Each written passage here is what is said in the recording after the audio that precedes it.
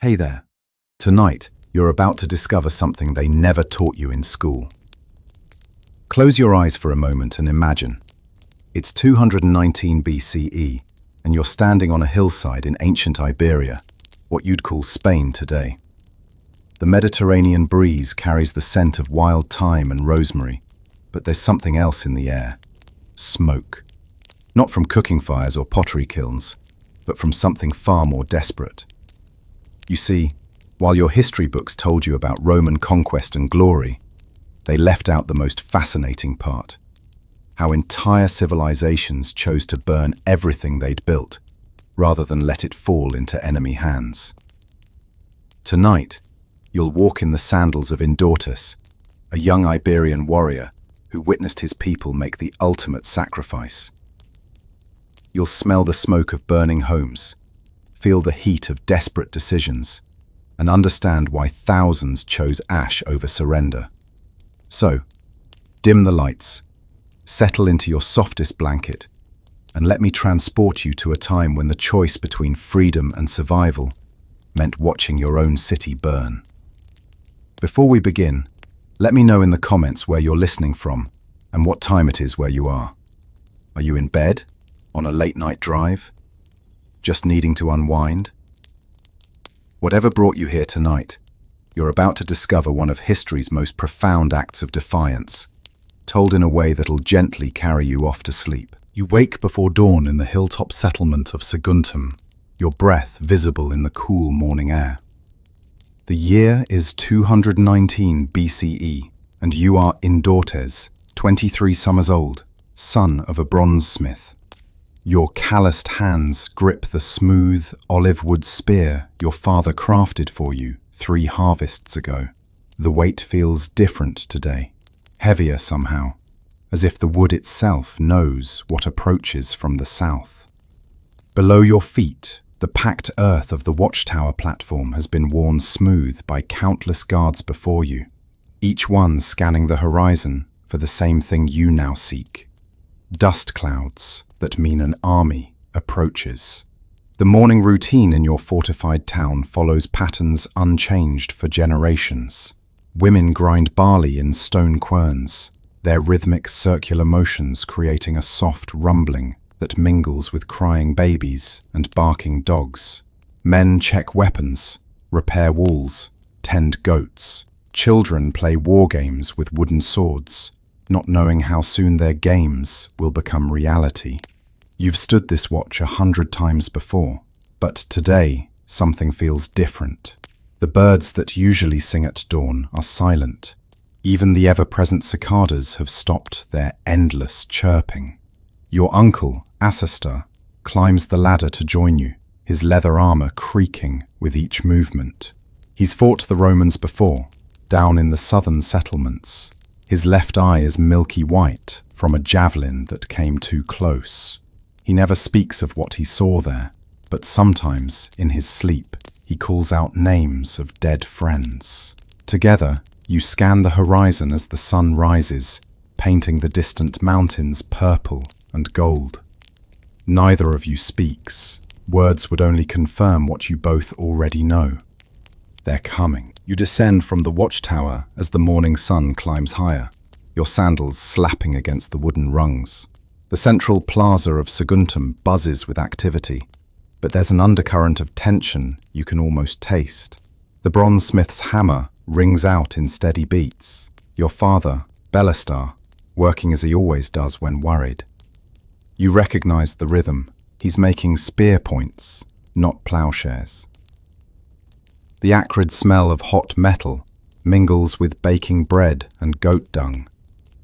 The everyday sense of your world that suddenly seem precious. Your younger sister, Nerea, runs past, carrying water from the central well. At 14 summers, she's old enough to understand what the gathering of warriors means. Her eyes meet yours briefly, and you see the question there she doesn't dare voice. Will you have to fight? You want to tell her everything will be fine, that the walls of Saguntum have stood for centuries, but the lie sticks in your throat like dry barley cake.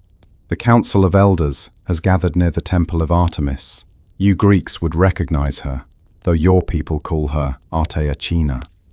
Their voices carry on the wind, urgent and low. You catch fragments.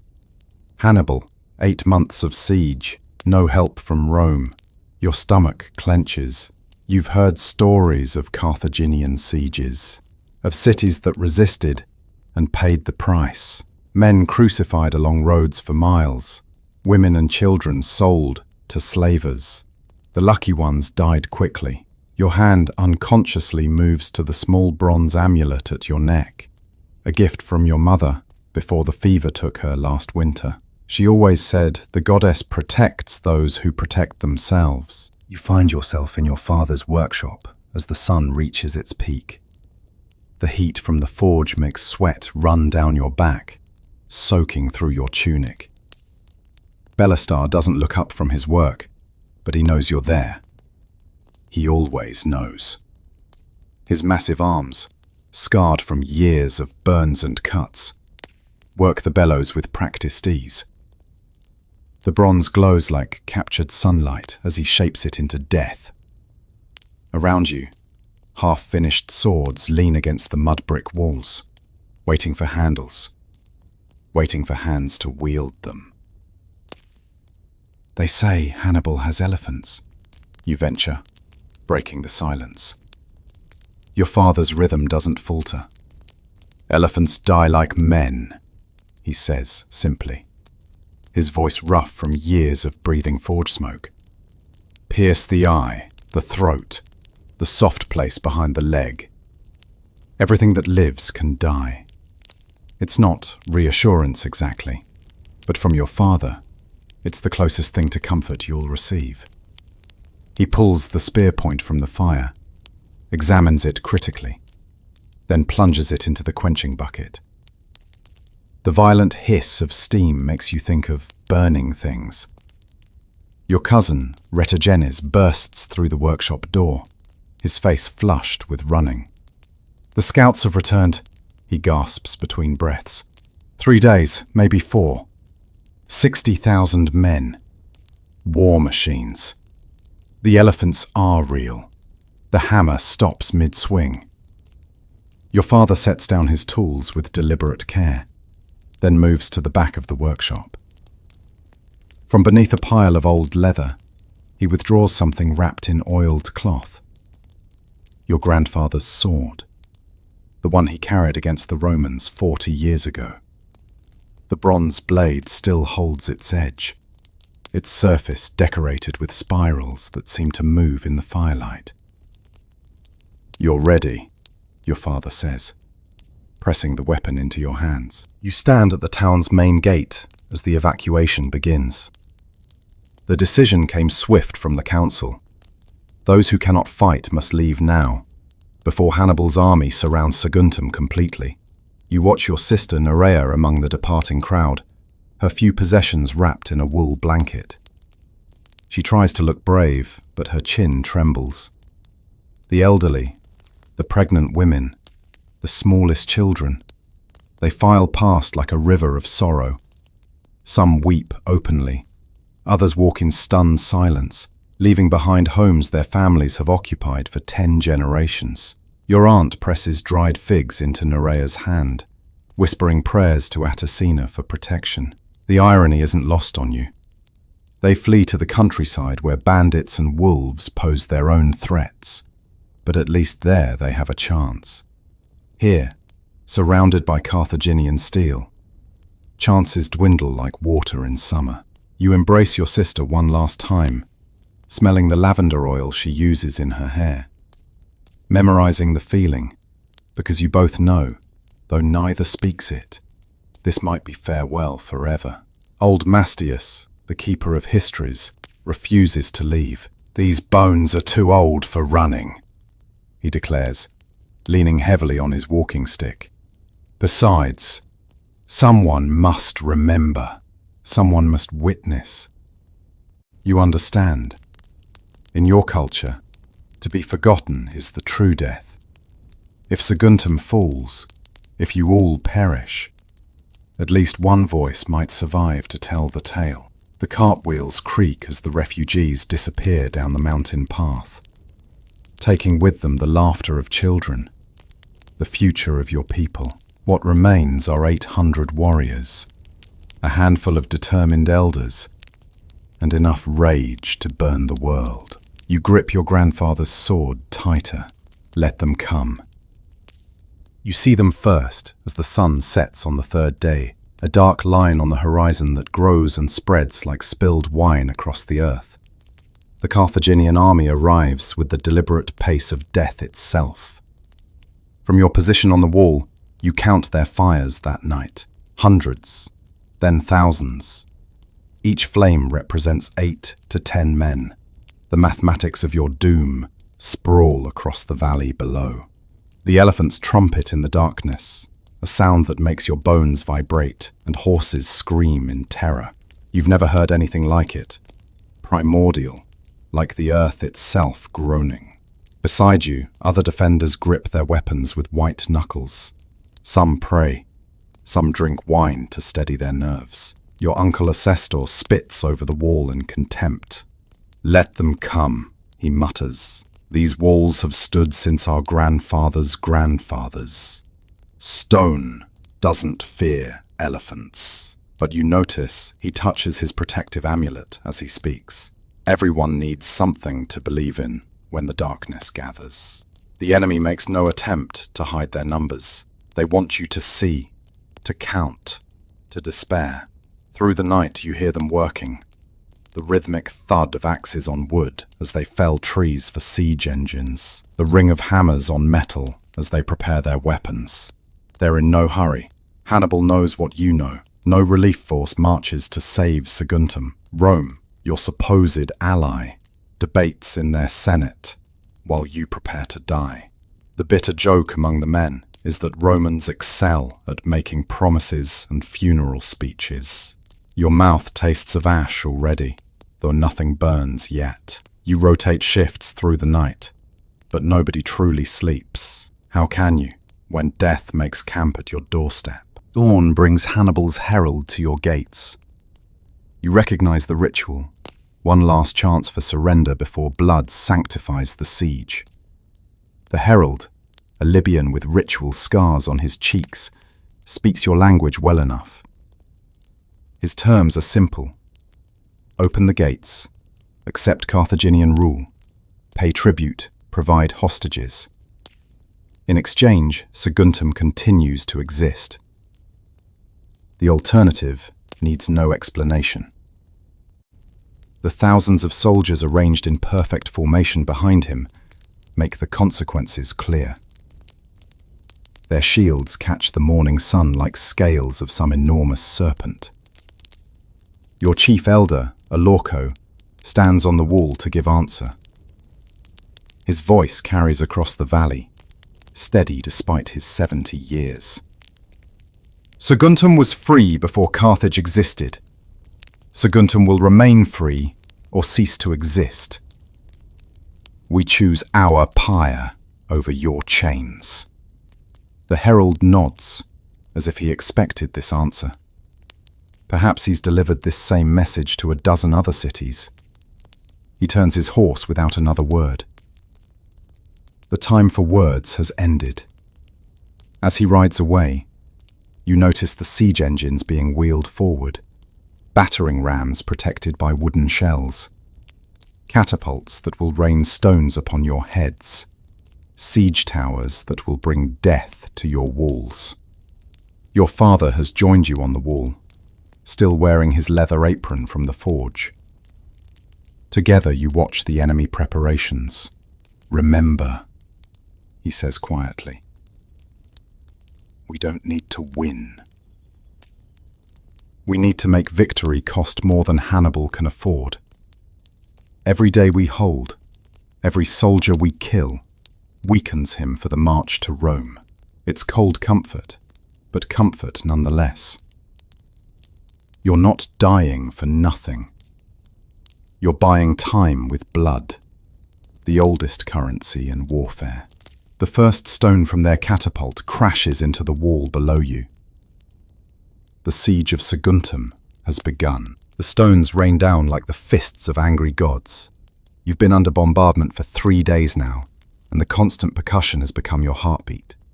Duck, cover, wait for the crash, check for damage, repeat. Parts of the residential quarter lie in ruins. The house where you were born is now a pile of rubble. Strange how quickly the familiar becomes debris.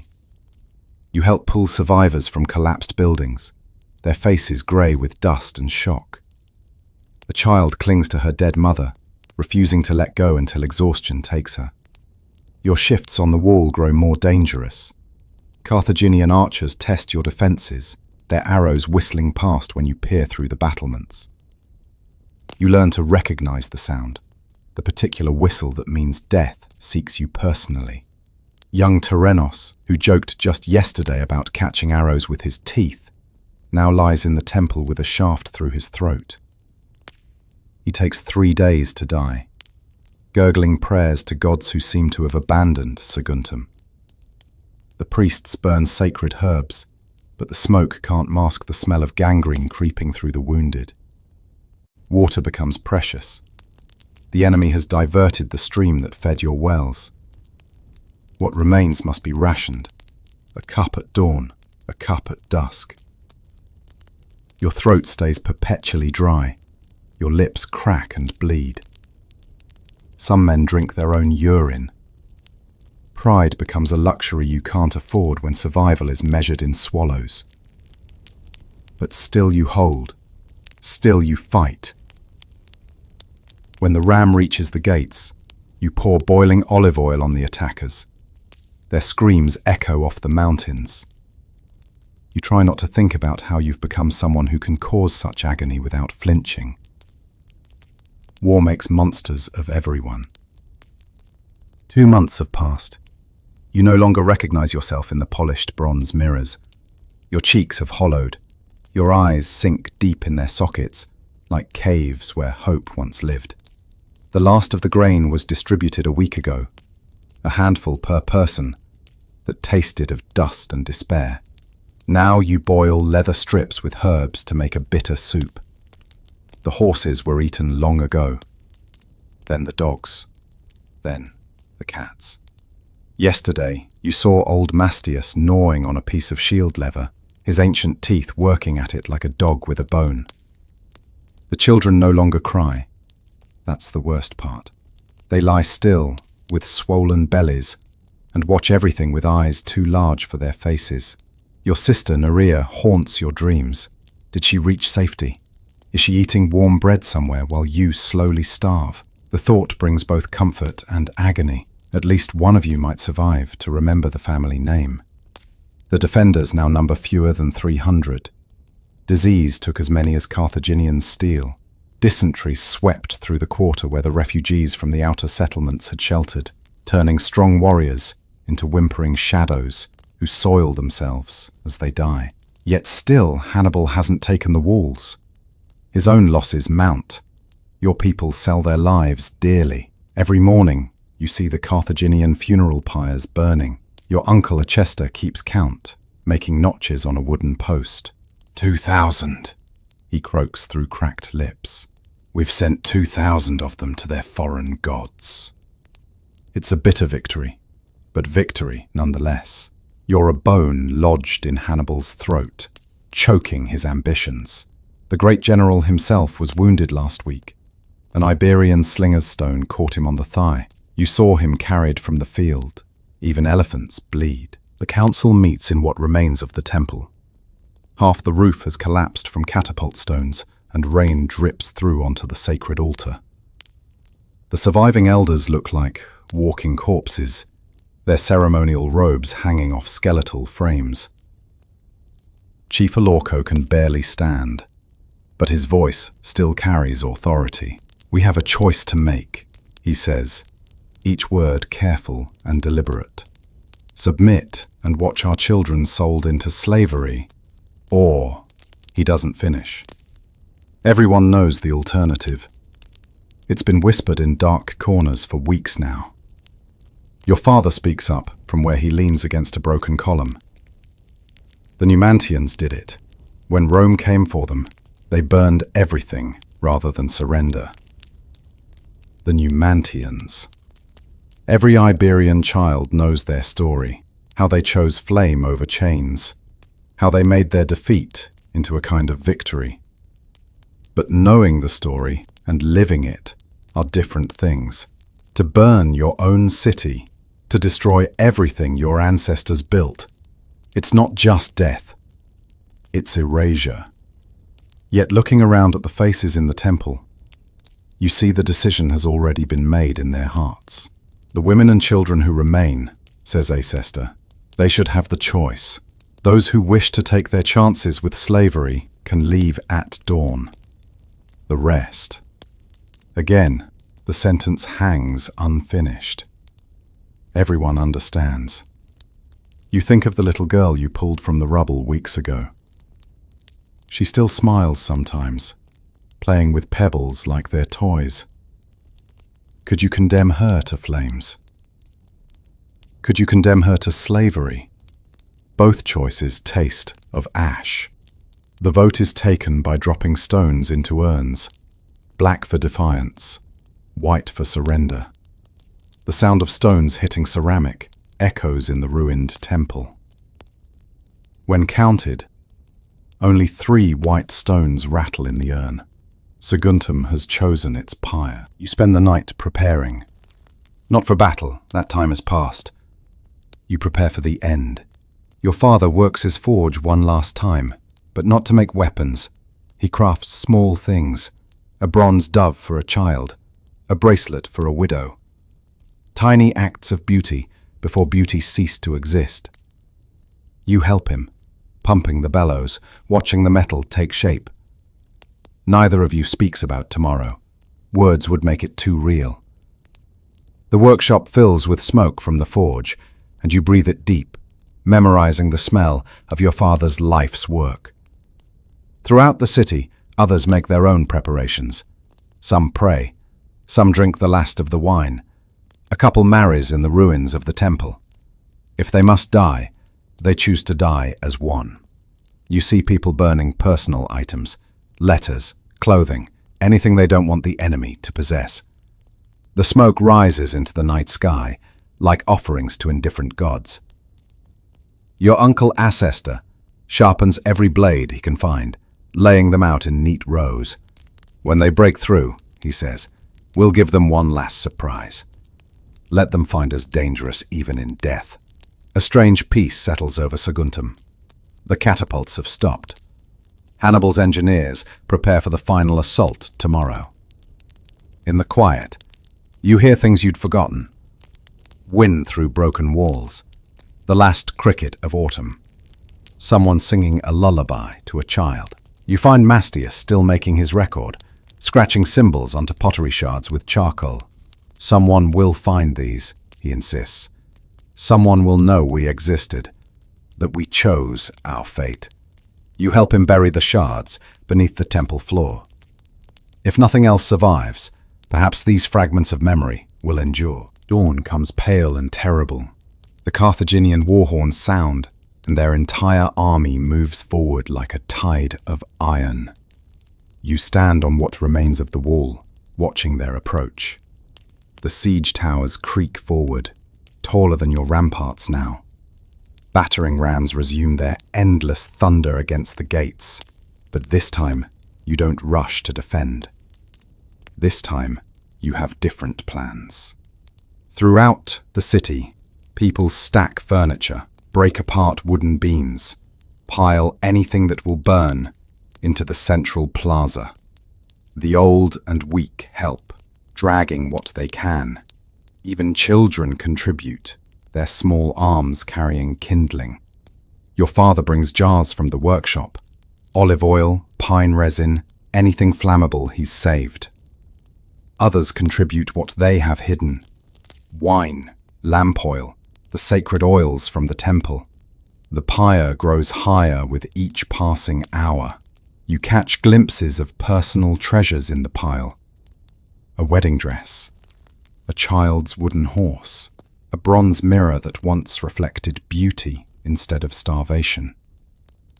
Each item represents a life A story that will end today.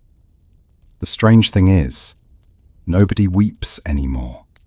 You've moved beyond tears into something else. A terrible determination that frightens even you. The gates splinter. You hear the wood screaming as it breaks, each crack like breaking bones. Carthaginian soldiers pour through the breach, expecting desperate resistance. Instead, they find the remaining warriors standing in organized lines, blocking access to the central plaza, where the pyre waits. Your uncle raises his sword. "For Saguntum!" he roars, and charges. You follow, your grandfather's blade singing through the air. Not to win. Winning was never possible. You fight now only to buy time, to ensure the fire catches, to guarantee that Hannibal's victory will taste of ash and provide nothing but smoke. The battle in the streets is brief but vicious. You fight with the fury of those who have nothing left to lose. Your sword finds gaps in Carthaginian armor, muscle memory from months of combat guiding your strikes. Beside you, warriors fall one by one, but each takes enemies with them. Your uncle Acesta fights like the heroes of old stories, his milky eye weeping as he swings his blade. A Numidian spear finally finds him, punching through his chest. He drops to his knees, still swinging, still snarling defiance until his strength fails. You want to go to him, but the press of battle carries you away. Behind you, smoke begins to rise. Someone has lit the pyre. The flames catch quickly, fed by oil and desperation, leaping from building to building with hungry enthusiasm. The screams start. Not of fear, but of release. You see shadows jumping into the flames, choosing their moment of death rather than waiting for Carthaginian steel. The smoke thickens, black and choking, carrying the smell of burning wood, oil, and worse things. Your eyes water, whether from smoke or grief you can't tell anymore. Perhaps there's no difference. You're pushed back, step by step, toward the growing inferno. Your sword arm aches, muscles trembling from exhaustion and starvation. A Carthaginian blade catches your shoulder, spinning you around. Blood soaks your tunic, warm and sticky. You stumble, catch yourself, keep fighting. There's nowhere to retreat now. Fire behind, enemies ahead. This is how Saguntum dies, caught between flame and steel. Through the smoke, you glimpse Hannibal himself, standing beyond the breach, watching his hollow victory unfold. His face shows no triumph, only a grim understanding. He's won nothing but ashes and ghosts. The heat presses against your back like a living thing. Buildings collapse inward, sending spirals of sparks into the morning sky. You've retreated to the temple steps, perhaps 30 warriors remaining from 800. Your father stands beside you, his leather apron smouldering from flying embers.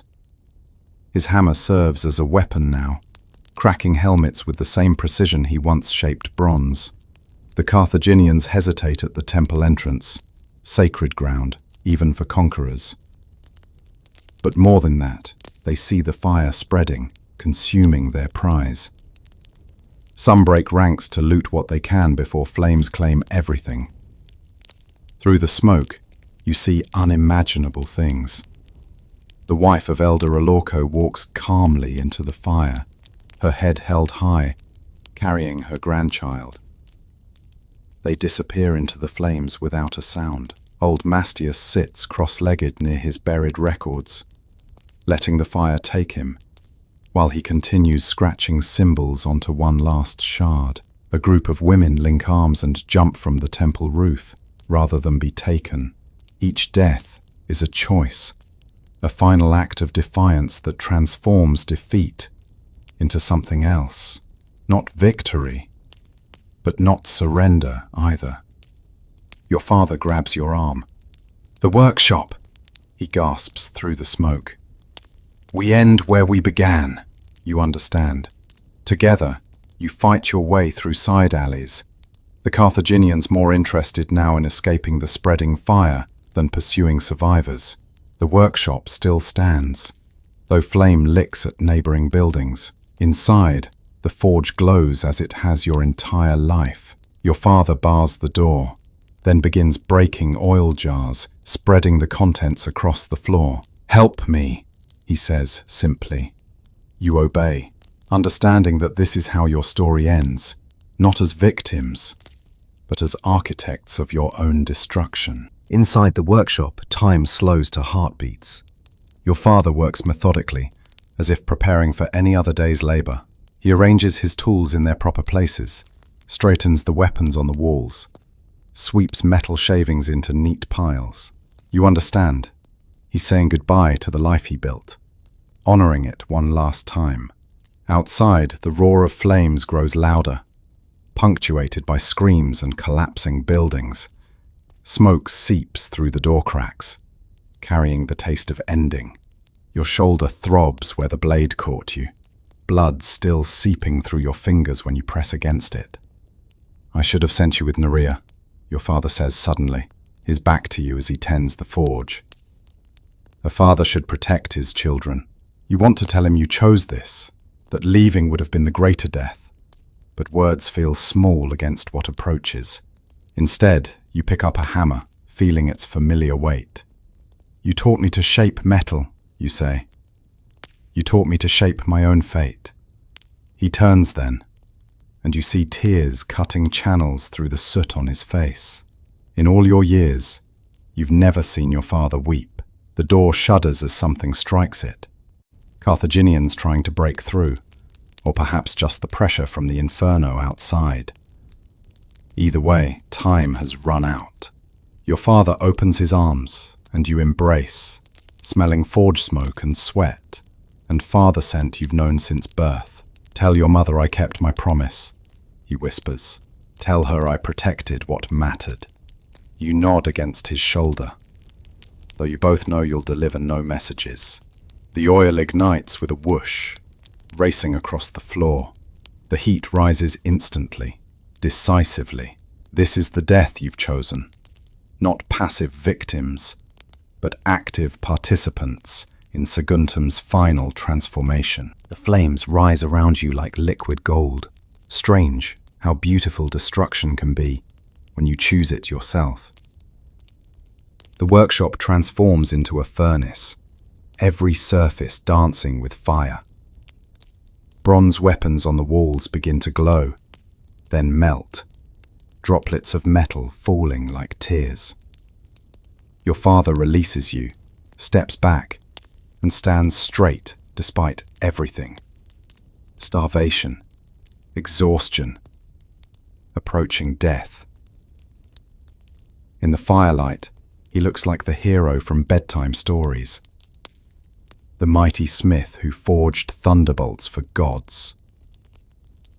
You try to match his courage, though your legs tremble and the smoke makes breathing agony. Through the workshop's single window, you see the city dying magnificently. Every building burns now, creating a pillar of smoke visible for 100 miles. Hannibal's great victory. A dead city, worthless ruins, a warning to others who might resist. The Carthaginians have pulled back beyond the walls, unwilling to risk themselves for ashes and bones. You imagine their frustration, their hollow triumph. 8 months of siege for nothing but smoke. Your grandfather's sword glows red in your hand. the heat travelling through the bronze handle. You let it fall. You won't need it where you're going. Look, your father points through the flame. On the workshop wall, barely visible through the fire, hang the first tools he made as an apprentice. Simple things, a knife, a sickle, a child's bracelet. Everything has its season, he says, his voice barely audible over the roar. We were the summer of Saguntum. Now comes winter. But after winter, he doesn't finish. The roof beam cracks above, showering sparks. You close your eyes, thinking of Nerea somewhere safe, of springs that will come without you, of stories that will outlive stone and bronze. The heat becomes everything, then nothing. Saguntum chooses its ending. You drift in and out of consciousness, though whether alive or in the space between living and dying, you cannot tell. The workshop has become a cathedral of flame, every surface transformed into light. Your skin should hurt, but there's only warmth now. Like summer afternoons when you were small and fell asleep in the sun while your mother sang. You hear her voice now, or imagine you do, mixing with the fire's roar. She calls your name, says it's time to rest. The smoke has become sweet somehow, like incense in the temple during harvest festivals. Your father has fallen to his knees, but his eyes remain open, watching the tools of his trade become liquid light. His lips move in what might be prayer, or might be counting. All the things he made, all the pieces of daily life he created with patience and skill.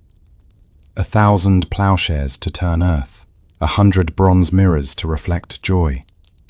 Countless small repairs that held a community together. His legacy melts and reforms in the crucible of Saguntum's ending. You want to reach for him, but your arms won't obey. It doesn't matter. You're together in this choosing. Through flame-touched vision, the workshop walls seem to dissolve. You see the entire city as if from above. A flower of fire blooming on the mountain. Petals of smoke reaching toward indifferent sky. In the streets, the last defenders have stopped fighting. Carthaginians and Iberians alike stand transfixed by the magnitude of self-destruction. Some soldiers weep, for enemies, for themselves, for the waste of it all. Even war has limits, but the human will to remain undefeated has none. Saguntum burns, because Saguntum chooses to burn. In that choice lies a terrible freedom. Time becomes fluid in the fire. You're 5 years old, watching your father shape your first toy, a little bronze horse with wheels. You're 15, burning your finger on the forge and trying not to cry. You're now, you're then, you're always and never. The boundaries between moments dissolve like metal in the crucible. Your mother is here, young and laughing, though she died last winter. Your uncle Acester tells jokes, though you saw him fall. Perhaps this is what the priests meant when they spoke of the eternal moment, when all times become one time. Nerea appears before you, but not as she was. She's older, grown, with children at her feet. She speaks, but the words are strange. They will call us the defenders. They will remember. You want to ask who they are, but your mouth fills with smoke and stars. She fades, replaced by images you don't understand.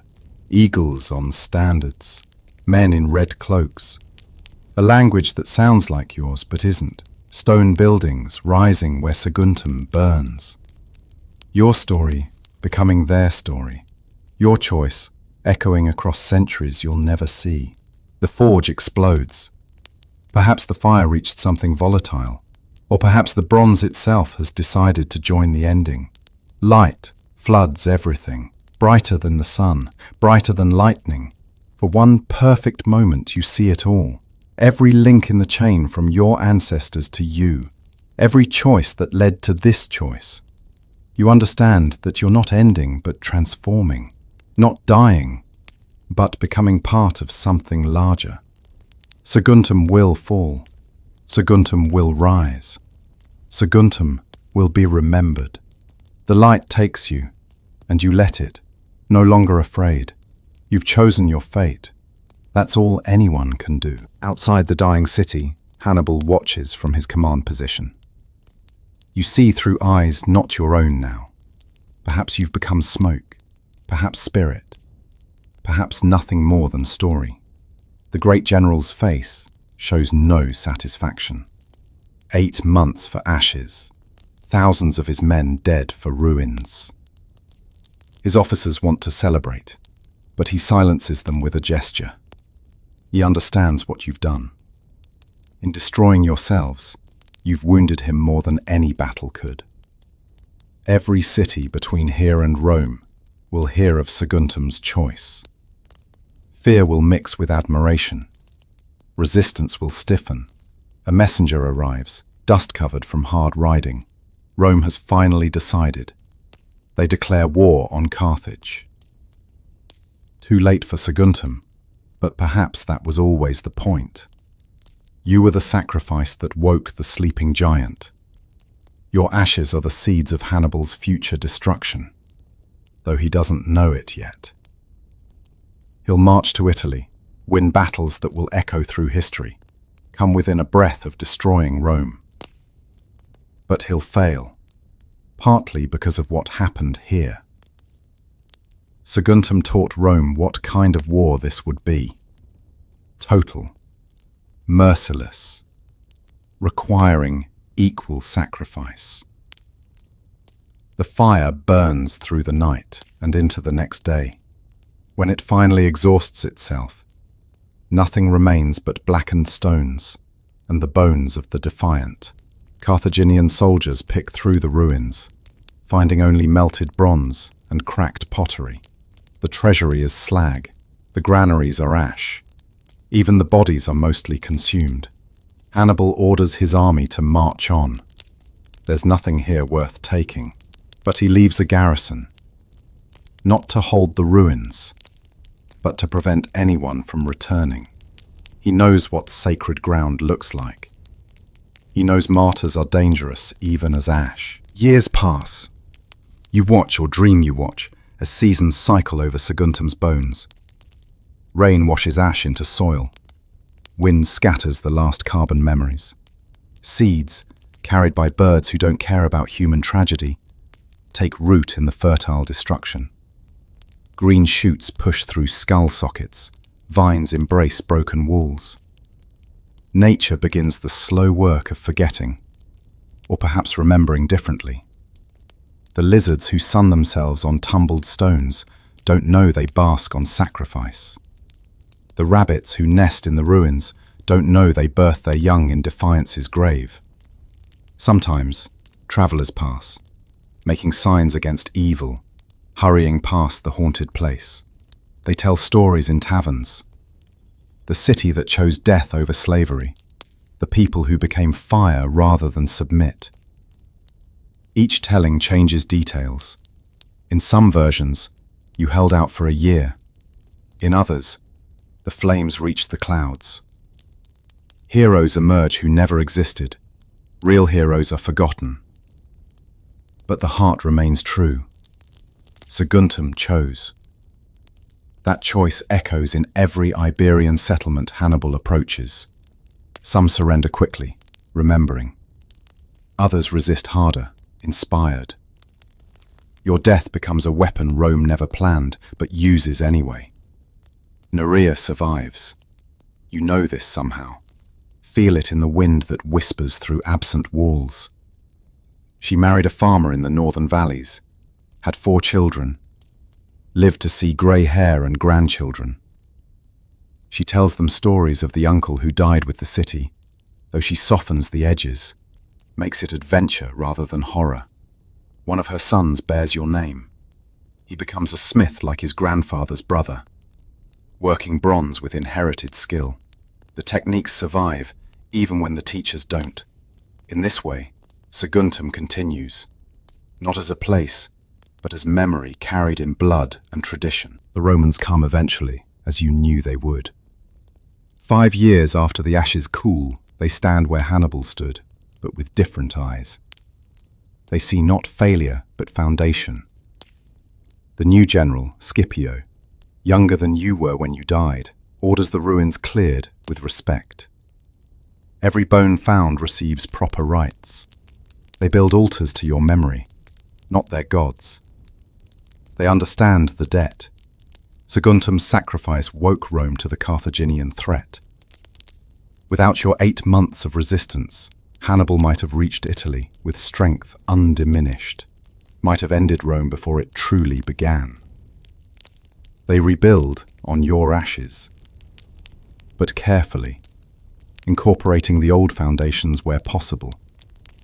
The new walls follow the ghost lines of the old. Streets run where streets ran. The temple rises where prayers once rose. It's not resurrection. Nothing truly comes back from ash. But it's continuity. The new inhabitants are mostly Roman veterans, given land for service. But some Iberians return. Not survivors from the siege, there were none, but cousins, distant relatives.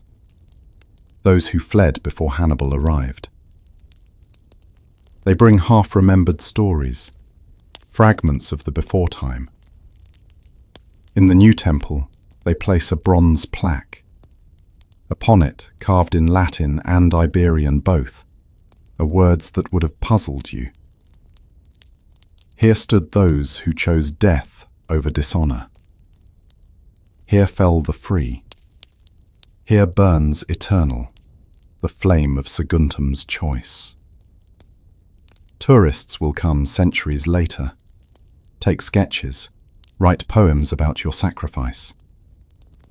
Historians will debate whether you were brave or foolish.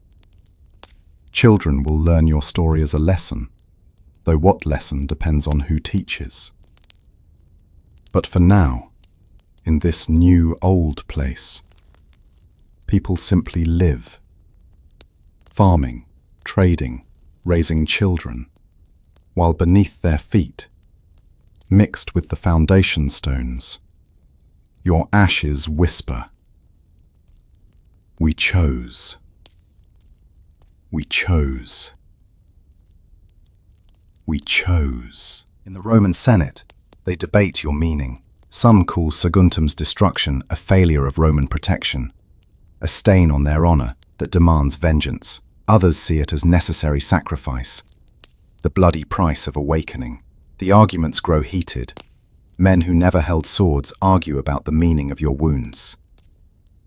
They use your death to justify budgets, to demand armies, to score political points. You've become currency in debates you couldn't have imagined. One senator proclaims that every Roman soldier should remember Saguntum before battle. Another suggests annual commemorations. They vote, they argue, they vote again. Meanwhile, Hannibal crosses the Alps with elephants, achieving the impossible, bringing war to Italy's heart. At Cannae, he destroys Roman legions with tactical brilliance that will be studied for millennia. It seems Rome might fall, your sacrifice meaningless. But something has changed in Roman character. Where once they might have negotiated, now they refuse. Where once they might have bent, now they break, but don't yield. They raise new legions from children and slaves. They fight with the desperation you taught them.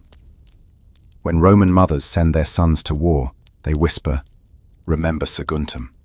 Death before dishonor. The tide turns slowly, paid for in blood by the gallon.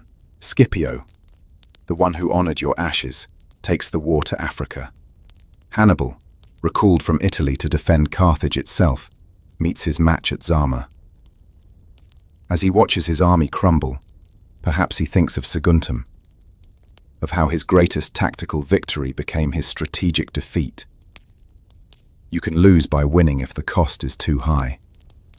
You can win by losing if the loss means enough. The lesson of Saguntum spreads like fire. Sometimes the choice isn't between victory and defeat, but between defeat and defiance. Carthage falls, not in fire like Saguntum, but in systematic destruction that takes 3 years. The Romans learned from you that some victories require complete annihilation. They pull down Carthage stone by stone, salt the earth so nothing will grow, sell every survivor into slavery. It's methodical, merciless, thorough. The opposite of your passionate self-immolation, but achieving the same result. Erasure. When they finish, Carthage exists only in memory, like you. But memories have power. Both cities become lessons in the price of resistance and the cost of conquest. In Iberia, your story spreads and changes with each telling.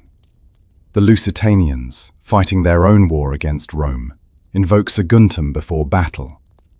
But they learn the other lesson too. Sometimes survival requires compromise. Not every city chooses fire. Most submit, pay taxes, send sons to fight in Roman legions. They preserve themselves by bending.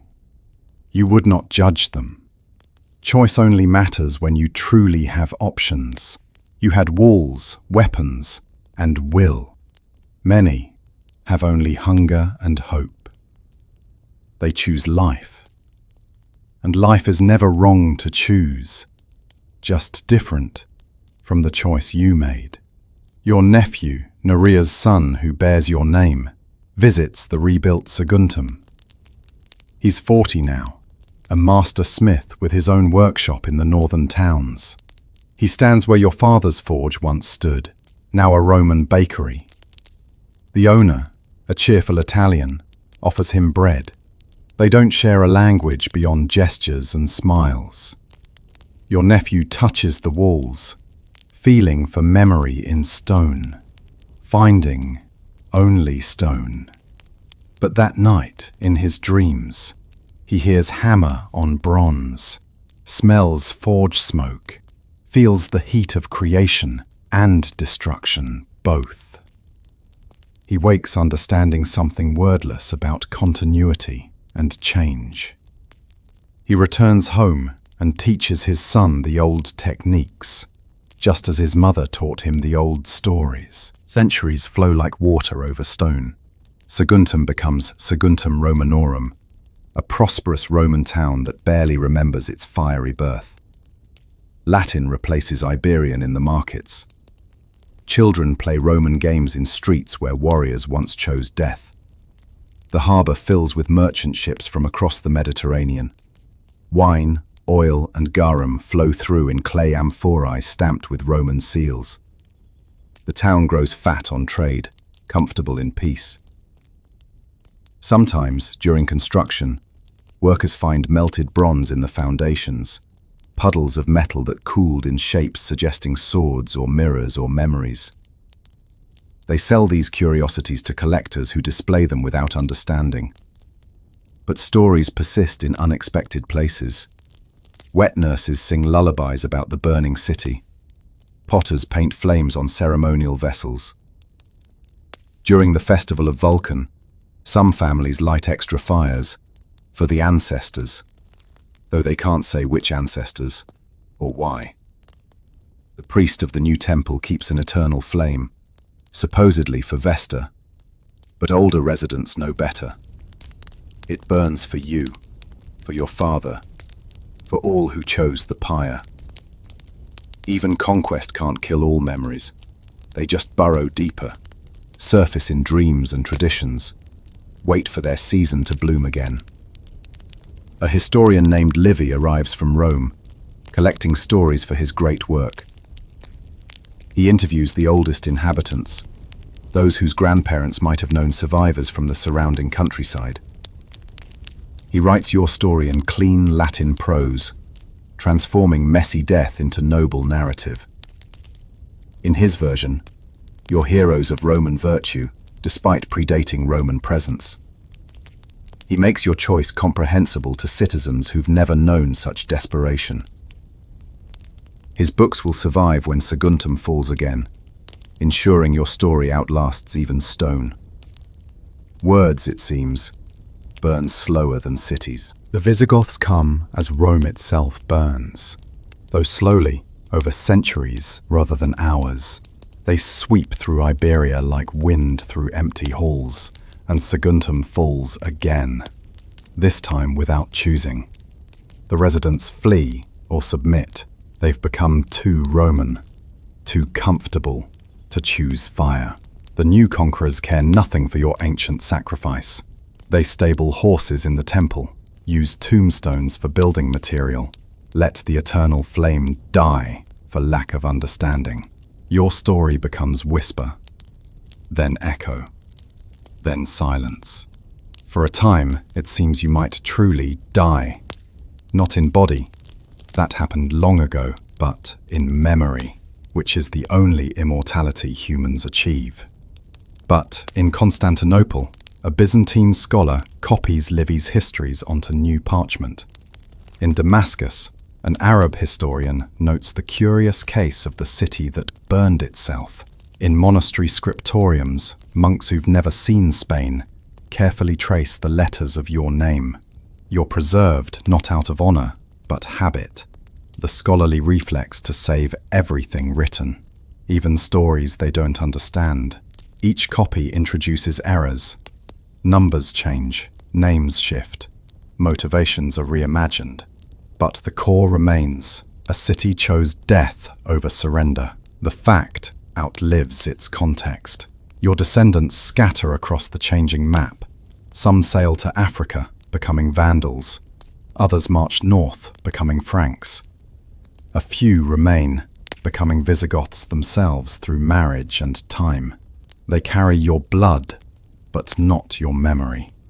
DNA without story. Yet sometimes, in crisis moments, something surfaces. A stubbornness, a willingness to burn bridges literally and figuratively, a preference for decisive action over slow surrender. Genetic memory isn't real, scientists will say centuries later, but patterns persist in families, like underground rivers, surfacing in unexpected springs. The Moors arrive with mathematics and architecture, transforming Saguntum into Murviedro, old walls in their tongue. They build upon Roman foundations built upon your ashes, adding layers like time itself made visible. Their historians, precise and passionate, rediscover your story in translated Latin texts. To them, you're not exactly heroes. Islam has different ideas about suicide and sacrifice, but they understand the impulse. They've seen Damascus choose destruction over Mongol rule. They know sometimes dignity demands terrible prices. In the palace they build where the forum stood, a poet composes verses about ancient flames. He imagines the smoke speaking, telling stories only fire knows. His metaphors layer. You become the phoenix, the salamander, the djinn of devastation. His patron, the local emir, commissions a fountain for the courtyard. Its tiles depict flames in blue and gold, water running over fire, conquest over sacrifice, present over past. Yet every evening, when sunset turns the water red, servants swear they smell smoke, hear hammers on anvils, feel heat that doesn't come from the sun. Your great-great-great-grandson, times 20, lives here now, though he doesn't know it. He's called Ahmad, reads Arabic, prays toward Mecca, has forgotten even the existence of Iberian ancestors. But he's a metalworker, drawn to bronze and fire through corridors of blood older than memory.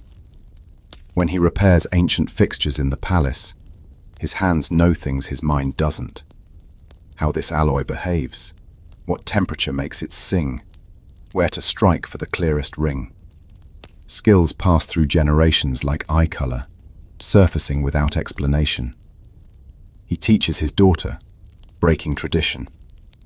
She has the gift too, the fire touch, the metal memory. Your line continues, transformed beyond recognition, but somehow essential, unchanged. The Reconquista comes wrapped in cross and sword. Christian armies reclaim Murviedro, renaming it Sagunto, almost remembering its first name. They consecrate churches where mosques stood, where temples stood, where forges stood. Each faith claims exclusive truth, but the stones remember all prayers, all flames, all choices.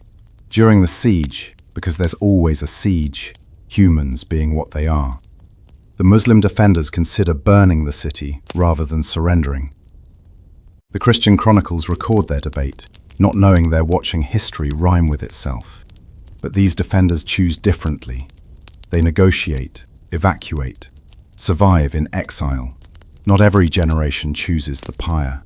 A Christian monk, organizing the new monastery's library, finds Arabic texts discussing your ancient sacrifice. He's troubled. Pagans choosing death rather than accepting Christ's mercy, even retroactively, challenges his theology. He prays for guidance and receives what he interprets as divine inspiration. You were proto-martyrs, somehow sensing Christian virtue before Christ. His theological gymnastics would amuse you if you could still be amused. He writes a treatise proving Saguntum's defenders were essentially Christian in spirit, predestined saints who simply lived before the proper vocabulary existed. The church doesn't accept his argument, but it spreads anyway, adding another layer to your myth. In the town square, they erect a statue, not of you, they don't know what you looked like, but of an idealized warrior defending idealized walls against an idealized enemy. The bronze comes from melted Moorish cannons, which contain trace amounts of older bronze, which might contain molecules that once were swords, which might have been your grandfather's blade, or not. Matter, like memory, transforms but persists. Children play around the statue's base. Lovers meet there. Birds nest in the warrior's raised arm. Life continues its ancient patterns, indifferent to the stories humans tell about stones and bronze and choices. Pirates raid the coast. Ottomans threaten from the sea. Plagues sweep through periodically, each one a small apocalypse. Sagunto endures them all, neither heroically nor tragically, just persistently. Your story becomes something told to children to make them brave, to tourists to make them interested, to scholars to make them think. Each telling shapes it, smoothing rough edges, adding flourishes, forgetting inconvenient details. The hunger becomes noble fasting. The desperation becomes determination. The horror becomes heroism. Time is the ultimate editor, revising everything toward myth.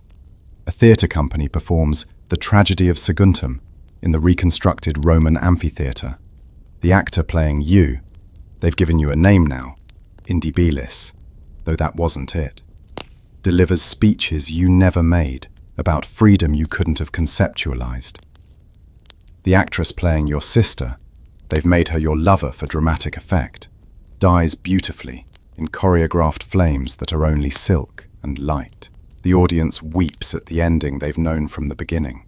Afterward, they drink wine and debate whether they would have chosen the same. Most say yes. Most are lying, even to themselves. Courage is always easier in retrospect. The real descendants of survivors, if any truly survived, run bakeries and taverns, sell fish and cloth, pursue ordinary lives with ordinary concerns. They don't think about ancient flames, except when the theatre performs its annual show. Even then it's just entertainment.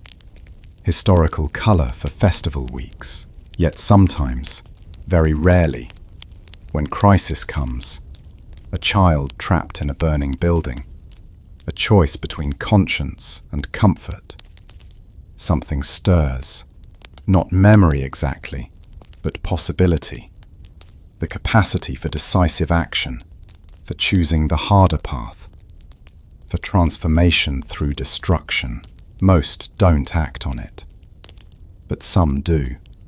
And in those moments, you live again, not as ghost, but as option.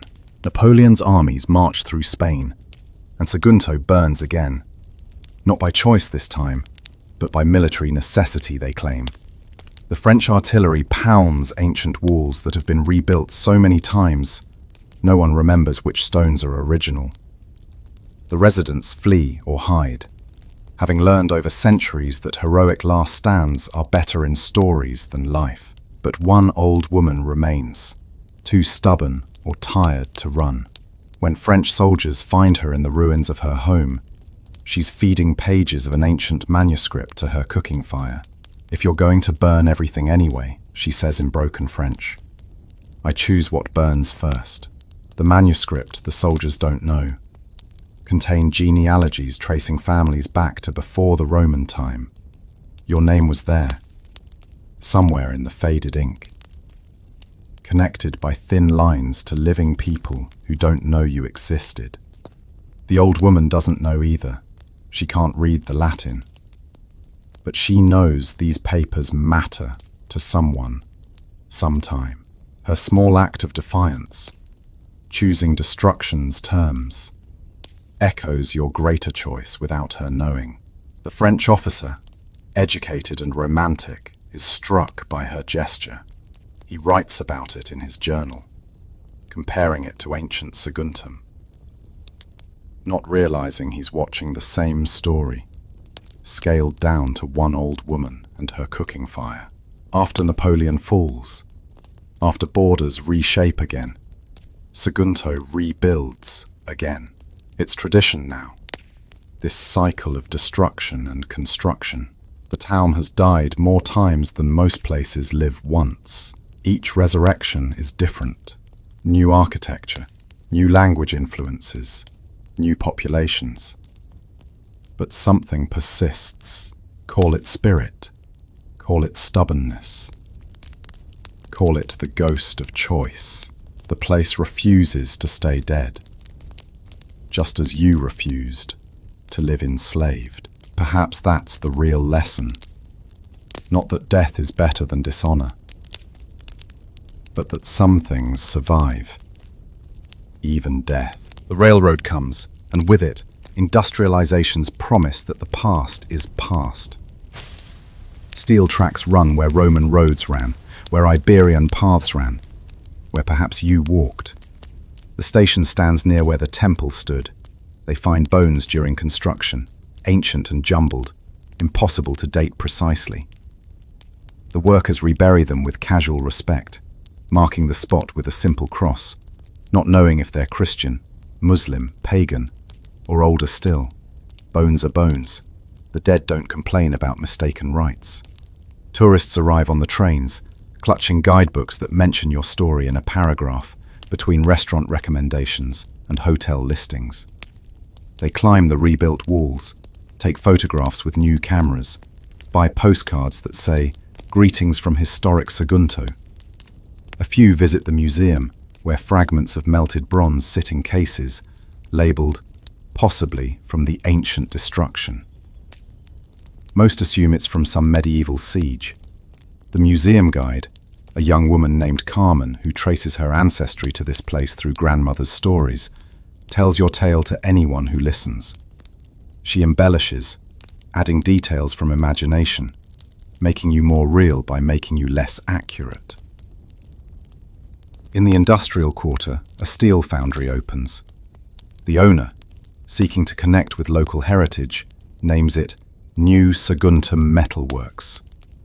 He doesn't know that the land was once bronze workshops, that your father might have worked this very ground.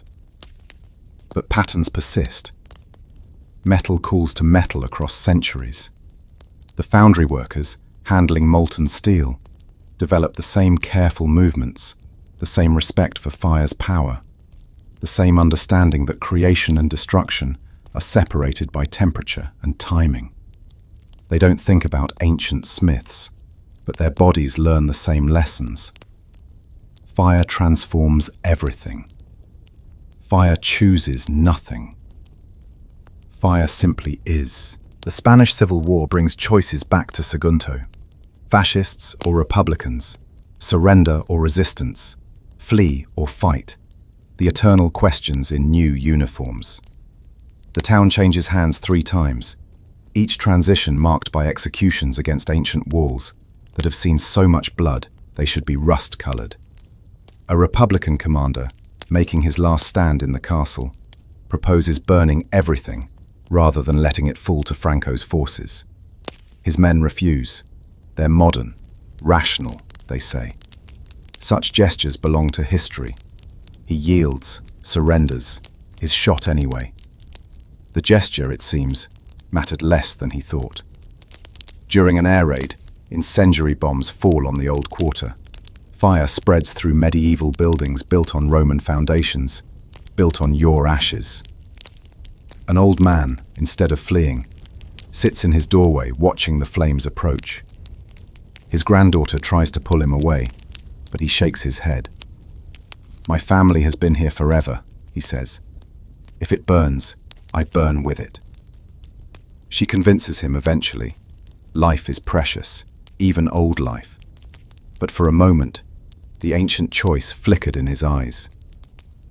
DNA doesn't carry memory, but sometimes coincidence looks like inheritance.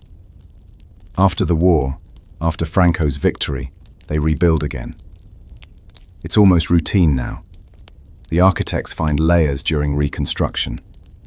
Iberian pottery, Roman coins, Moorish tiles, Christian crosses, Republican bullets. Each era left its mark, its dead, its stories. They build a monument to the war's victims, not knowing it stands where you made your last stand. History stacks like sediment, each layer pressing down on what came before, transforming it without erasing it. School children learn about the Civil War, about Napoleon, about the Reconquista, about Rome. Some teachers mention the original burning, most don't. You've become footnote to footnotes. Democracy returns to Spain, and with it, archaeological ambition. They want to find you, the original Saguntum, to prove the story true or false. Ground-penetrating radar reveals anomalies, patches of earth that burned so hot they changed chemically, becoming something between soil and glass. The dig begins with brushes and trowels, delicate as surgery. They find the melted bronze, tons of it, puddled in basements that were workshops. They find bones in positions suggesting neither battle nor burial, but choice. The lead archaeologist, Dr. Elena Vasquez, holds a child's toy, a small bronze horse, walked by heat but recognizable, and weeps without knowing why. The findings make international news. Ancient city's suicide confirmed, headlines declare, making your choice sound like mental illness rather than warfare. Historians debate on television, some calling you heroes, others victims of mass hysteria, still others claiming the whole thing is exaggerated. The truth, as always, lies in none of these simplicities. You were people faced with an impossible choice, who chose the only impossibility you could control. The modern world, with its belief in always having options, can't quite grasp choosing none of the above. Tourism increases. The site becomes UNESCO World Heritage. Gift shops sell replica bronze horses, Flames of Freedom cigarette lighters, T-shirts saying, "I survived Sagunto," in multiple languages. Your tragedy becomes commerce, which is its own kind of burning. A Hollywood studio scouts locations for an epic film. They want to add a love story, a villain with understandable motivations, a hero who almost escapes. They want to make your choice comprehensible to people who've never chosen anything harder than dinner. The mayor agrees. Money is money. Tourism is survival. You would understand that too. A video game company creates Siege of Saguntum, where players can choose different endings. Save the city through diplomacy, defeat Hannibal through superior tactics, escape through secret tunnels, or, if they want the historical achievement, burn everything. Players complain the burning ending is too depressing, doesn't feel like winning. The developers add an epilogue where your sacrifice inspires Rome to victory, making destruction feel like accomplishment. They don't understand that you didn't burn for Rome's sake. You burned for your own sake, to remain agents in your own story. But games need winners and losers, and you were somehow both. In a Barcelona laboratory, a geneticist studying ancient DNA sequences material from the excavation. She finds markers suggesting the population was more diverse than expected. Iberian, Celtic, Greek, Phoenician, even African bloodlines. Saguntum was cosmopolitan before the word existed. The fire didn't discriminate. Everyone chose together, or was chosen for. The scientist publishes papers about genetic diversity in ancient Iberia. What she doesn't publish is the dream she has after handling the bones. A forge, a hammer, the smell of bronze and burning. She tells herself it's suggestion, that working with ancient remains naturally triggers imagination. But she starts taking metalworking classes on weekends, drawn by something she can't name. A street artist spray paints your story on abandoned buildings throughout Spain. Not the historical version, but something contemporary. Refugees choosing to burn their boats, workers destroying the factory rather than accepting slavery wages, lovers choosing double suicide over forced separation. Each piece gets photographed, goes viral, gets painted over, replaced by advertisements. But the images spread online, your ancient choice becoming metaphor for modern resistance. #Saguntum becomes a hashtag for beautiful, terrible, necessary endings. Climate change brings new fires to old lands. Wildfires sweep through the hills around Sagunto, forcing evacuations that echo ancient flights. The flames approach the archaeological site and there's debate. Save the ruins or let them burn again. A strange poetry in that, letting fire finish what fire started. But they fight it, of course. Water-bombing planes drop tons of Mediterranean onto flames that care nothing for history. The site survives, barely, surrounded by blackened earth that looks like your world must have looked after. An old woman named Maria, last speaker of a dialect that preserves Iberian words inside Spanish syntax, watches the firefighting on television. She knows stories her grandmother's grandmother told, stories that never made it into books. In her version, you didn't all die. Some children were hidden in caves, survived on roots and rainwater, emerged after the armies left to find only ash. They became the forgotten ones, living in the margins, keeping the old ways alive in whispers. It's probably not true. Genetics suggest no direct survivors, but truth and truth aren't always identical. She teaches the stories to her great-granddaughter over video calls, ancient words through digital connection. The museum builds a new wing dedicated to cycles of destruction. Your story anchors it, but they include all Sagunto's deaths and rebirths. Roman, Visigoth, Moorish, Christian, Napoleonic, Civil War, even the recent wildfires. The curator, a young man whose family traces itself to the region for centuries, arranges artifacts in spirals rather than straight lines. History doesn't progress, he explains to visitors. It revolves. The same choices return in different costumes. In the center of the spiral, he places that warped bronze horse, the child's toy that survived the flames. Around it, in ever-widening circles, the accumulated debris of repeated endings and beginnings. Virtual reality brings your last day to life for students who visit through headsets. They stand where you stood, see Hannibal's army approaching, feel programmed heat from digital flames. The experience lasts 12 minutes. All the horror school boards will approve. Users rate it 4 stars out of 5. Very educational, they review. But the graphics could be better. They remove the headsets and return to their world, where choosing death seems insane because they've never faced choices that only included variations of death. The technology improves yearly. Soon, they promise, it will be indistinguishable from reality. They don't understand. They're promising to make horror more vivid, not more comprehensible. A philosopher writes a book using Saguntum as the central metaphor for free will. Do we actually choose? Or do circumstances narrow options until choice becomes illusion? Were you free when you chose fire? Or did Hannibal's army make that choice inevitable? The book wins awards, gets translated into 30 languages, inspires conferences where academics debate agency over expensive dinners. None of them have ever been hungry enough to boil leather, threatened enough to burn their own homes. Their abstract discussions float like smoke over the real thing. You chose because choosing was all you had left. Philosophy makes it complicated. Living it was simple, if not easy. In Syria, a city under siege considers your option. They've heard the story. It spreads wherever desperation gathers. But they choose differently, fleeing into exile rather than flames.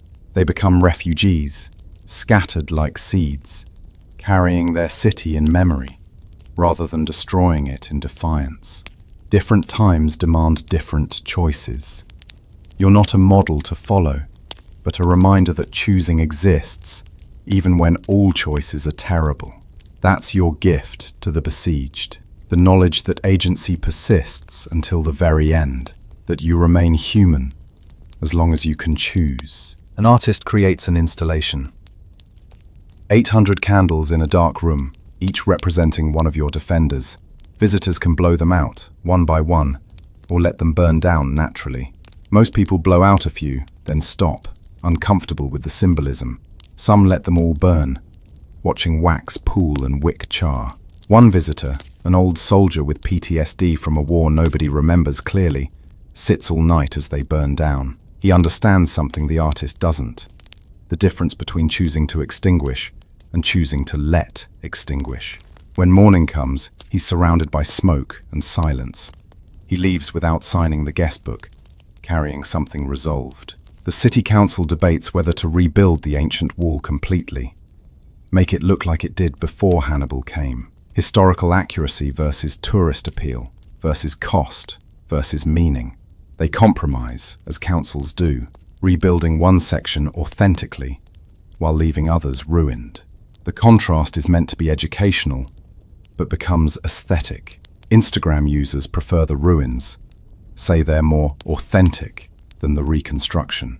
Truth becomes what photographs well. Your actual wall, the one you died defending, exists now mostly in artists' imaginations and ground-penetrating radar readings. The visible walls are Ottoman, pretending to be Roman, pretending to be Iberian. Layers of pretense, but sincere pretense. Each generation trying to honor something they understand incompletely. A tech startup named Saguntum develops encryption software that destroys data rather than letting it be captured. Their marketing uses your story. Choose burnt data over stolen data. They don't mention that you had no backup, no cloud storage, no recovery option. Destruction was permanent for you, in ways their customers can't imagine. But the metaphor works. The product sells. Your name enters the digital age as a verb. To Saguntum means to choose destructive control over loss of control. A pandemic empties Sagunto's streets like war never quite managed. Residents isolate behind walls more effective than stone. Fear of invisible enemies. Plague that travels in breath. The annual commemoration of your sacrifice happens virtually. People lighting candles in their homes, alone, together. The irony isn't lost on local historians. You chose collective death together, while modern citizens choose collective survival apart. Both involve sacrifice, but yours was sharp and decisive, while theirs is slow and grinding. A grandmother, dying alone in the hospital, asks the nurse to open the window so she can smell the sea. "My family has always lived here," she whispers. "We're good at enduring." She doesn't make it to morning, but her great-grandchildren will. Archaeological work continues, with masked diggers finding more evidence of daily life than dramatic death. Cooking pots with burnt grain stuck to the bottom. Children's toys arranged carefully in what was once a cupboard. A love letter in Iberian script, never sent, never meant to survive flame, but surviving anyway through freak circumstances of heat and pressure. These small discoveries humanize you more than any heroic narrative. You weren't symbols or metaphors. You were people who cooked dinner badly sometimes, whose children played with toys, who wrote love letters you were too shy to send. A game designer creates small choices, where players live your last months not as warriors but as civilians. Decide whether to share your last grain with a neighbor. Choose between burning furniture for warmth or saving it for the final pyre. Small decisions that lead to the same ending, but shape how you arrive there. Players find it more affecting than battle games. One streams herself playing, weeping as she decides to give her character's last bread to a pixel child. It's just a game, she tells her audience. But they're crying too. Sometimes truth transmits better through fiction. School children in Saguntum grow up with your story like background music. Always there, rarely heard. But one class, studying local history, decides to investigate what really happened. They interview elders, read primary sources, visit the sites. Their teacher, young and enthusiastic, encourages them to think critically. Was it mass suicide or military tactics? Hero's choice or cult behavior? The students debate fiercely, dividing into camps, each defending their interpretation with teenage passion. One quiet girl named Alba researches all night and presents a different theory. Maybe it wasn't one choice, but hundreds of individual choices that happened to align. Maybe some chose flame while others were chosen for. Maybe heroism and tragedy aren't opposites, but angles of viewing the same event. Her classmates vote her interpretation best, not because it's right, who can know, but because it's complex. They create a presentation for the town council, suggesting a new memorial that shows not unity, but multiplicity. Hundreds of small flames, rather than one large fire. The council, surprised by teenage thoughtfulness, approves. The memorial, when built, becomes controversial. Older residents prefer the simple hero narrative. Younger ones appreciate the ambiguity. Tourists photograph it without understanding either version, just liking how the lights look at sunset. Alba grows up to become a conflict negotiator, working in places where impossible choices still arise. She carries a small bronze horse, a replica of the warped toy, in her pocket. When negotiations stall, when sides refuse to budge, she tells your story, not as inspiration, but as warning. Sometimes, holding too tight to principles leads to holding nothing but ash. Her success rate is good, but not perfect. Some conflicts can't be negotiated, only endured or ended. She understands this too, having grown up with your ghost. Not every story has a happy ending. Some just have endings. Scientists studying rapid climate change use Saguntum as a model for societal response to existential threats. They create computer simulations. What if you'd had more food, more time, more options? The models run millions of scenarios. In 23% of simulations, negotiation leads to survival under occupation. In 41%, the city falls regardless of choices. In 36%, various forms of resistance extend suffering without changing outcomes. But there's no simulation for what you actually chose, destroying everything to maintain agency. The computers can't model that because it achieves no measurable victory. The scientists conclude your choice was suboptimal. They're right from their perspective. You weren't optimizing for survival, but for something else. Dignity, perhaps, or meaning, or the simple human need to remain the subject of your own sentence rather than its object. 8. A documentary filmmaker interviews descendants of families who claim connection to ancient Saguntum. Most stories don't check out genealogically, but that's not the point. People need ancestors, need to feel connected to something larger than their individual lives. One man shows burn scars from pulling children from a house fire. "This is why I know I'm descended from them," he says, meaning not the scars, but the choosing to enter flames. It's magical thinking, but magic sometimes carries truth that facts miss. Whether his blood connects to yours matters less than his willingness to claim that connection. To say, "Those who chose the impossible are my people." The year's archaeology reveals the basement of an ancient tavern, preserved because it was underground when the fire came. Clay tablets with accounts, who owed what for wine, survived. Your names, or some of them. Indortes doesn't appear, but there's an ancestor who owed 3 amphora worth. Ordinary debt from ordinary life. Somehow, this mundane detail makes everything more real. You drank wine. You owed money. You lived before you died. Mars colonies discuss Saguntum protocols.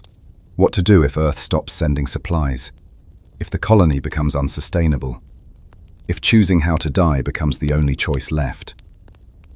Your ancient sacrifice becomes template for future ones, though hopefully never needed. The colonists vote to name a crater after your city, a dead place for a dead place, but meant as honor. From Mars, Earth looks small and precious, all its conflicts invisible at that distance. The colonists understand something you knew. When you're truly isolated, truly threatened, the only community that matters is the one beside you. And sometimes the only gift you can give that community is choosing your ending together. Back on Earth, in actual Sagunto, life continues its daily rhythm. Babies are born in the hospital built over ancient graves. Couples marry in the church built over the temple built over the forge. Children play in streets that follow patterns laid down before Rome was an empire. The tour guides have stopped mentioning the burning unless specifically asked. It depresses visitors, reduces tips. Better to focus on the Roman theatre, the medieval castle, the beaches. Your story retreats into specialty. Academic papers, historical novels. One passionate blogger who insists the whole thing was alien intervention. But tonight, as you drift through these streets like smoke, or memory, or nothing at all, you see a teenager sitting on ancient stones, reading about you on her phone. She's run away from home over something that seems world-ending to her. A betrayal, a humiliation, a choice between bad and worse. She reads about your choice and thinks, "At least I have more options than that." It's not comfort exactly, but perspective. She stands, brushes off her jeans, heads home. Tomorrow she'll face whatever needs facing. Your gift to her, the knowledge that as long as you can choose, you're not defeated, even if all choices lead to different defeats. The last museum guard who genuinely cares retires. She's spent 40 years telling your story to anyone who'd listen, embellishing differently each time, depending on her audience. To school children, you were brave heroes, To academics, complex historical figures. To tourists, tragic romantics. To locals, stubborn neighbors who took things too far. Each version was true in its way. Her replacement is young, efficient, knows the facts, but not the feelings. He tells your story correctly, but coldly. Visitor numbers don't change, but something indefinable is lost. Stories need believers to stay alive. Without them, they become information. A novelist wins prizes for her reimagining, where you survive. In her version, a small group escapes through tunnels, carrying children and memory to safety. They establish new Saguntum in the mountains, preserve the old ways, eventually return to rebuild. It's fantasy, but readers prefer it to history. The book gets adapted into a series, spawns fan fiction, creates an alternate timeline where your choice was different. Historians complain about inaccuracy. The novelist responds that fiction's job isn't truth, but possibility. She donates her royalties to refugee organizations. The real Saguntums, she says, are anyone forced to choose between impossible options. Your descendant, actually genetically confirmed this time through that ancient DNA project, visits from Argentina, where his great-great-grandfather emigrated. He speaks no Catalan, little Spanish, but stands where you stood and feels nothing special. No mystical connection, no ancestral memory, just tourist confusion and tired feet. He takes selfies, buys a t-shirt, leaves disappointed. Blood, it turns out, carries no obligations. Memory is voluntary, not inherited. He flies home and forgets you entirely. That's a kind of freedom too. The right to not be haunted by ancestors' choices. Artificial intelligence trained on historical data recreates your final day in disturbing detail. It calculates probable conversations, simulates individual decisions, generates faces for names that were only names. The simulation suggests you hesitated more than stories claim, that some try to negotiate until the end, that the fire spread accidentally from intended boundaries, that more died from smoke than from choosing flame. It's probably more accurate than myth, but less meaningful. Data doesn't understand why humans might choose meaningfully inaccurate stories over meaninglessly accurate ones. Children born in Sagunto this year will never know a world where your story mattered the way it used to. For them, it's background noise in a universe of competing narratives, all claiming significance. They'll learn about you in school the way they learn about photosynthesis, important but not personally relevant. Some teacher might spark interest in one or two, but most will forget you as soon as the test is done. This isn't tragedy. It's time. Everything fades, even sacrifice, even defiance. The stones forget before the people do, but eventually, everyone forgets. Yet tonight, impossible as it seems, you're still here in this telling. Every time someone reads these words, you burn again. Not in flames, but in neurons, in consciousness, in the brief, bright space between one thought and the next. Is that immortality? Is that enough? You can't answer because you're not really here. Just the story of you, the echo of a choice that echoed through centuries. But stories have their own existence, their own agency. As long as someone wonders what they would choose in your place, you're choosing still. The fire never quite goes out. It just burns in different mediums: stone, paper, pixels, memory. The story ends, or doesn't. You're still choosing, still burning, still dying, still dead. Hannibal still arrives, still wins, still loses by winning. Rome still rises on the fertilizer of your ash. The walls still stand, still fall, still stand again. Time isn't a line but a spiral, and you exist at every point where the curve passes through sacrifice. Tonight, somewhere, someone chooses the impossible over the unacceptable. They don't know your name, your story. but they make your choice. Different reasons, same equation. When you can't choose how to live, you can still choose how to end. That's the gift and curse of consciousness. Agency persists until it doesn't. Tomorrow, Saguntum wakes to another day. The baker kneads dough where bronze was worked. The cafe serves coffee where wine was poured to gods. Lovers meet where lovers always met, though the walls that hid their kisses have been rebuilt 17 times. A cat sleeps in the sun on stones that remember everything and nothing. The ordinary continues, as it always does, indifferent to the extraordinary that makes it possible. This is perhaps the strangest part of your story. Not that you chose to burn, but that anyone chose to rebuild, to continue, to wake tomorrow in the shadow of yesterday's ash. A child finds a piece of melted bronze while playing, holds it up to the light. Her grandmother tells her it's from the ancient fire, though it's probably from any of a dozen later destructions. The child puts it in her pocket, where it clicks against her phone, ancient and modern, touching, without recognition. She'll carry it for a week, then forget it in some drawer where it will wait for another child, another finding, another forgetting. Objects outlast their stories, then outlast their objectsness, becoming only matter, waiting to become something else. You climb down from the wall, not to the ending you've already lived 1,000 times in 1,000 tellings, but to the eternal moment before ending, when everything is still possible. Your father waits. Your sister has not yet fled. Your uncle still has both eyes. The forge still shapes bronze into tools rather than memory. Hannibal is just dust on the horizon, not yet inevitability.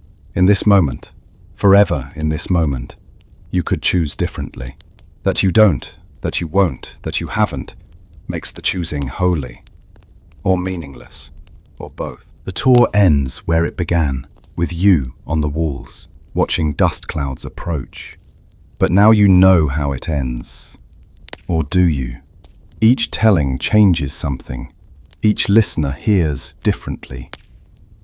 Maybe this time you negotiate. Maybe this time the walls hold. Maybe this time Hannibal turns back, decides 8 months is too long for one city. Maybe this time you dig deeper wells, find water, survive the siege. Maybe this time Rome arrives. Maybe this time matters less than any time, because all times collapse into the moment of choosing. You stand on the wall, spear in hand, and the future spreads before you like a map of fires. Some you'll light, some will light you. All will burn eventually. Your father calls from below. The council meets. Decisions wait. You could climb down, speak for peace, argue for pragmatism. You could propose middle paths, partial surrender, negotiated autonomy, survival with conditions. These options exist in the space between heartbeats, in the pause before choosing becomes choice. But you know, have always known, will always know, that some things matter more than their outcomes. The act of choosing matters. The refusing to be only acted upon matters. Even if the choice is between flame and flame, the choosing itself is water. Children yet unborn will face impossible choices. Some will remember your story, most won't. But the possibility you created, that choosing itself can be victory, persists in human consciousness, like genetic memory that isn't genetic, wasn't memory, but something else. Call it inspiration, call it madness, call it the flame that burns without consuming. When they stand at their own walls watching their own armies approach, something in them will know. I can choose. Even if all choices lead to ash, the choosing itself is not ash. The choosing itself is fire. The smoke clears. The story continues without you. Carthage falls, Rome rises, Rome falls, others rise. The wheel turns. Your atoms disperse into air, soil, sea. You become breath in lungs, minerals in bones, salt in tears of people who never heard your name. The physical you achieves what the metaphorical you couldn't. True integration, complete surrender, absolute transformation. Carbon doesn't choose.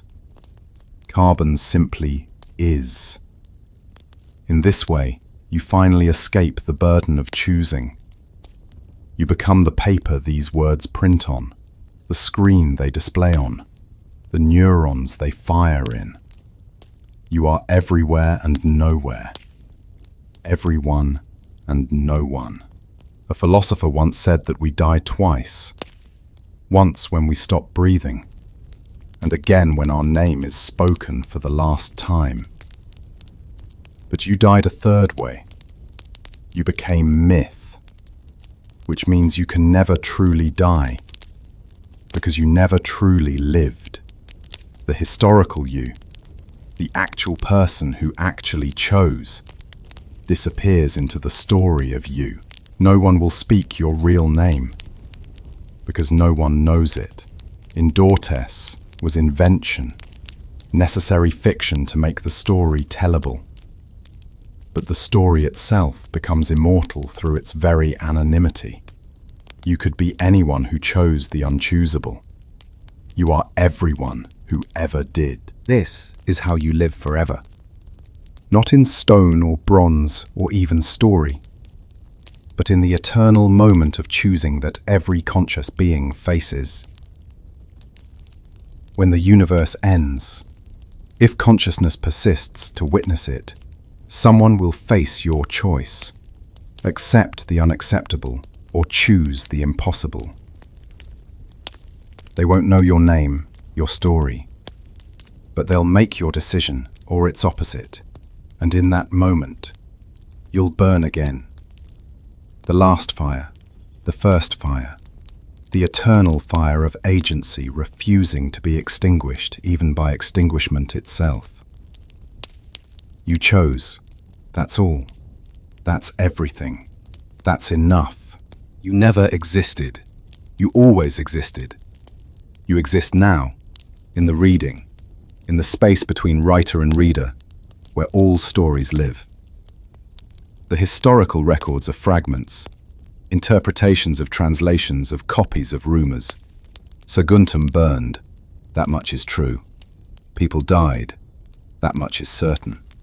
But were you Indortes the warrior, or Maria the weaver, or Gaius the Roman merchant trapped by the siege? Were you young or old, eager or reluctant, hero or victim, or simply human, caught in history's gears? The answer is yes. You were all of them, none of them, the sum of them, the absence they create by their presence.